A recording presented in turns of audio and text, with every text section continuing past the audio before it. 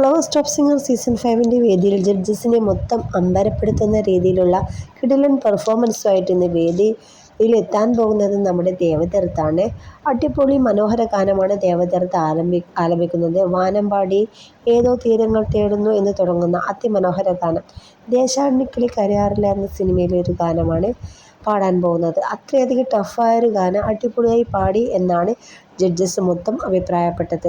Ravindra master സംഗീതം ചെയ്ത് ONV കുറിപ്പ് വരികൾ എഴുതിയ ഈ ഒരു മനോഹര ഗാനം പാടിയിരിക്കുന്നത് KJ യേശുദാസ് ആണ്.